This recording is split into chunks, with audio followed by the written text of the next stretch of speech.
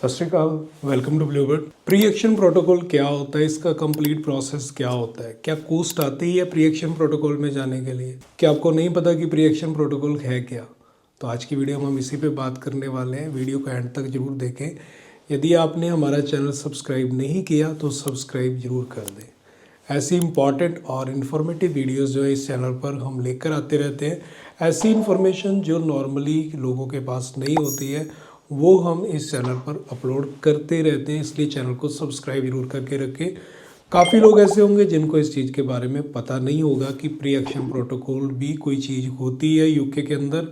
तो आज हम उसी पे बात करने वाले हैं। जब आप यूके का वीज़ा अप्लाई करते हैं, टूरिस्ट या विजिटर वीज़ा, यदि आपका वीज़ा रिफ्यूज़ हो जाता है तो आपको वीज़ा ऑफिसर एक रिफ्यूज़ल लेटर दे। रिफ्यूज़ल लेटर में रीजंस लिखे होते हैं कि आपका वीज़ा रिफ्यूज़ क्यों किया गया है। बट वो जो रीज़न दिए गए हैं, यदि वो आपकी एप्लीकेशन के साथ मैच ही नहीं कर रहे, ऐसे रीजंस आ गए जो बिल्कुल भी मैच नहीं करते हैं, वो गलत है वीज़ा ऑफिसर की तरफ से, तो उस टाइम पे आपके जो वीज़ा है वो रिफ्यूज़ तो हो गया, लेकिन आपको एक चांस मिल गया कि आप प्री एक्शन प्रोटोकॉल में जा सकते हैं। मीन्स कि आप वीज़ा ऑफिसर को चैलेंज कर सकते हैं कि आपने हमारी एप्लीकेशन असेस करने में गलती कर दी है, इसलिए मेरी एप्लीकेशन को आप दोबारा असेस करें। यदि आप असेस नहीं करते, प्रॉपर तरीके से नहीं करेंगे, तो मैं कोर्ट केस में जाऊंगा। तो ऐसा आपने मतलब बोलना होता है उनको एक लेटर के अंदर, एक प्री एक्शन प्रोटोकॉल के अंदर। कोर्ट केस में कोई नहीं जाता है, लेकिन आप जब इस तरीके से लेटर लिखेंगे तो वीज़ा ऑफिसर आपकी फ़ाइल को दोबारा देखेगा। यदि उसको लगता है कि ये जो लेटर दिया गया है, मींस जो रिफ्यूज़ल लेटर आपको दिया गया है, उसके बिहाफ पे जो आपने प्री एक्शन प्रोटोकॉल के लिए अप्लाई किया है, यदि वो आपस में मैच करते हैं, यदि उन वीज़ा ऑफिसर को लग रहा है कि वाकई में कोई गलती हुई है यहाँ पे, तो वो आपकी एप्लीकेशन को एक्सेप्ट कर लेते हैं और आपको 3 महीने का टाइम देते हैं फाइल असेसमेंट के। तो जब आप अप्लाई करेंगे प्री एक्शन प्रोटोकॉल के लिए, तो पहले 15 दिन के अंदर आपको ये क्लियर होगा कि आपकी एप्लीकेशन एक्सेप्ट हुई है या नहीं हुई। और यदि एक्सेप्ट हो जाती है, फिर आपको 3 महीने वेट करना है अपनी फ़ाइल असेसमेंट के लिए। और जब आपकी फ़ाइल असेसमेंट हो जाती है और डिसीज़न जब टर्न हो जाता है, तो आपको वीज़ा अप्रूवल मिल जाती है और आपको 6 मंथ का टूरिस्ट विजिटर वीज़ा इशू हो जाता है। इस चीज़ के लिए एम्बेसी कोई चार्ज नहीं करती। ऐसा नहीं कि प्री एक्शन प्रोटोकॉल के लिए आपको दोबारा पे करना पड़ेगा, ऐसा नहीं। बट कुछ लोग कहते हैं कि प्री एक्शन प्रोटोकॉल के लिए 3 महीने क्यों वेट करें, दोबारा अप्लाई कर देते हैं। आप दोबारा अप्लाई करोगे, वीज़ा ऑफिसर दोबारा रिजेक्ट कर देगा, क्योंकि वीज़ा ऑफिसर को पता लग रहा है कि इस पर्सन को नहीं पता कि प्री एक्शन प्रोटोकॉल में जाकर भी वीज़ा लिया जा सकता है।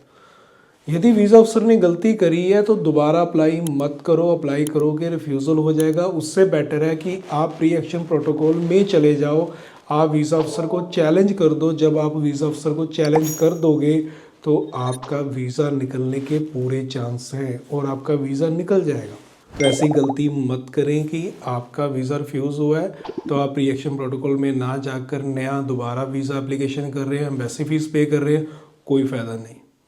प्री एक्शन प्रोटोकॉल में जाने का ज़्यादा बेनिफिट है। मैक्सिमम लोगों के साथ यही होता है कि जब वो वीज़ा उनका रिफ्यूज़ हो जाता है तो उस टाइम पे वो दोबारा अप्लाई कर देते हैं, फिर रिफ्यूज़ हो जाता है, फिर अप्लाई करते हैं, फिर रिफ्यूज़ हो जाता है, और हर बार वीज़ा ऑफिसर गलती कर रहा है। तो उससे अच्छा है कि आप उसको प्री एक्शन प्रोटोकॉल में ले जाएं, तो आपको पॉजिटिव रिजल्ट मिलने के पूरे चांस हैं। एम्बेसी फीस कोई नहीं होती, कोई इमिग्रेशन फ़ीस नहीं होती। आप खुद भी एक लेटर लिख सकते हैं। और यदि आप हमारी सर्विस चाहते हैं तो डेफिनेटली आप दिए गए नंबर पर कॉल करके या व्हाट्सअप करके अपनी पूरी एप्लीकेशन सेंड करें हमें, जिसमें कि हम आपकी एप्लीकेशन को असेस कर सकते हैं और बता सकते हैं कि क्या आपको प्री एक्शन प्रोटोकॉल में जाना चाहिए या नहीं जाना चाहिए। क्योंकि प्री एक्शन प्रोटोकॉल में जाने का तभी बेनिफिट है यदि वीज़ा ऑफिसर ने गलती करी है। यदि वीज़ा अफसर ने गलती नहीं करी है फाइल असेसमेंट करने में, तो कोई बेनिफिट नहीं होगा। फिर आपकी फर्स्ट जो एक्सेप्टेंस है वही नहीं होगी, वहीं से रिजेक्ट होके आ जाएगी और वीज़ा अफसर कहेगा कि आपको कोर्ट केस में जाना है तो चले जाओ, कोई प्रॉब्लम नहीं है, क्योंकि उनको पता है कि उन्होंने गलती नहीं करी है। यदि उन्होंने गलती करी है फिर वो भी डरते हैं कि कोई कोर्ट केस में ना चला जाए। डेफिनेटली कोर्ट केस में कोई नहीं जाता है, बट आप ये लिखेंगे तभी आपकी एप्लीकेशन असेस की जाएगी। यदि नहीं लिखेंगे तो फाइल असेस नहीं होगी। तो ये एक सीक्रेट होता है वहाँ पे जो कोई नहीं बताता है, जो हम आपको बता रहे हैं। तो ये कंप्लीट प्रोसेस है और इसमें बहुत जो रिजल्ट्स हैं ओवरटर्न हमने किए हैं आप यदि हमें लगातार फॉलो कर रहे हैं हमारे चैनल को, तो आपने देखा होगा प्रीवियस टाइम के अंदर हमने बहुत से जो है ऐसे केसेस जिनका रिफ्यूज़ल हो गया उनको ओवरटर्न किया बाय प्री एक्शन प्रोटोकॉल। तो आप यदि यूके का वीज़ा अप्लाई करने जा रहे हैं, ध्यान रखें एप्लीकेशन सही तरीके से लगाएं। तो यदि वीज़ा अफसर गलती कर देता है तो दोबारा प्री एक्शन प्रोटोकॉल में चले जाएं। बट आपका रिसेंट रिफ्यूज़ल आया है तो आप प्री एक्शन प्रोटोकॉल में चले जाएं।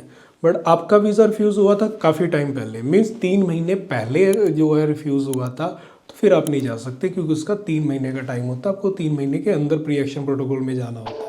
3 महीने से ओवर हो गया तो फिर फ़ायदा नहीं है जाने का, उसमें रिजल्ट्स पॉजिटिव नहीं आएगा। तो ये कंप्लीट प्रोसेस है प्री एक्शन प्रोटोकॉल का, जो कि आपको कोई नहीं बताता है। आपके लिए नई इन्फॉर्मेशन हो सकती है। तो यदि आपको इन्फॉर्मेटिव वीडियो, यदि आपको ये कंप्लीट प्रोसेस है प्री एक्शन प्रोटोकॉल का। ऐसी और वीडियोस देखना चाहते हैं, ये इन्फॉर्मेटिव वीडियो आपको अच्छी लगी है तो चैनल को सब्सक्राइब करके रखें कि आने वाले टाइम में और अपडेटेड इन्फॉर्मेशन जो लेके आए आप तक पहुंचती रहे। तो मिलते हैं फिर एक नई वीडियो में। सत श्री अकाल।